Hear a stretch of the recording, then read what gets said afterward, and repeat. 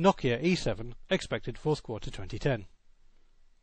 Featuring a 4-inch touchscreen and a large slide-out QWERTY keyboard, the Nokia E7 is the latest communicator device from Nokia, following on from the E90 launched in 2007. Nokia unashamedly say that this is a big phone, but then communicator users have always been happy with this because it's meant they have a bigger keyboard and screen. The old E90 weighed a massive 210 grams, which was certainly one of the heaviest devices on the market. The new E7 offers similar functionality while trimming off 20% of the weight, coming in at 176 grams and measuring 124 by 62 by 14 millimeters. Although the display is now an attractive 4-inch clear black AMOLED touchscreen panel, one immediately obvious thing is that the resolution has dropped to 640 by 360 pixels from 800 by 352 pixels on the E90. The wide display was one of the best features of the old E90, and 800 pixels or more is what you'd expect from a high-end smartphone these days. Many communicator users will be put off by this apparent downgrade.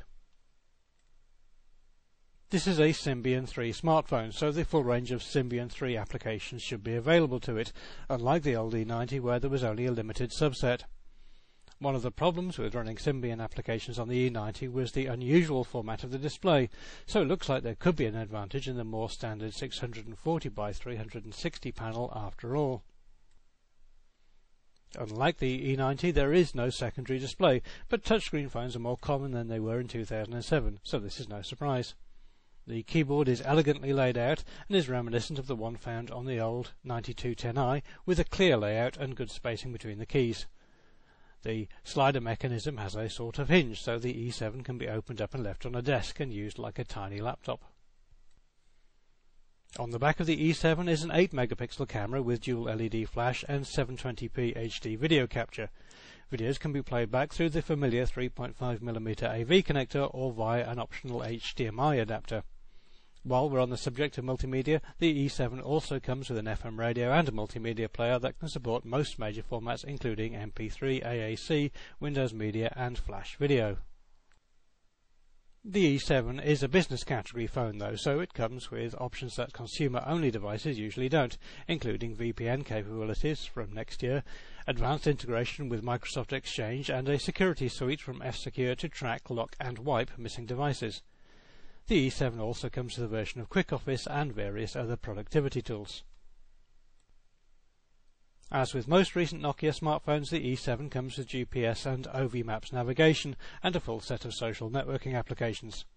Of course, all the basics are here, such as a web browser too.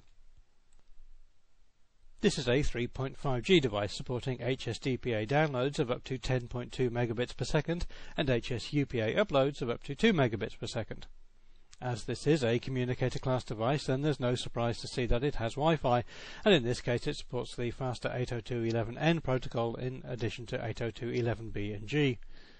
The Nokia E7 also supports Bluetooth 3 and USB 2 connectivity, and unlike the old E90, the E7 can be charged through the USB port. Nokia say that the large 1200 mAh battery can power the E7 for up to 5 hours talk time on 3G and 20 days standby time, which is certainly adequate for a 3G phone, although using Wi-Fi and GPS will eat into this. On paper this looks like a great device, but the problem is that launching a communicator every 3 years is not a good way to keep customers happy. Many people who bought the E90 after its 2007 launch will have already upgraded to another phone, and there's a good chance that it will be something other than a Nokia. Many potential customers may also think that Symbian is a dead-end platform and would sooner use something more upscale, but we're still waiting for the launch of Nokia's new MeeGo platform and the replacement for the N900. Despite our reservations, this does look like an excellent device that should appeal to tech-savvy consumers as well as businesses. Nokia say that the E7 should be available during the fourth quarter of 2010 in dark grey, silver white,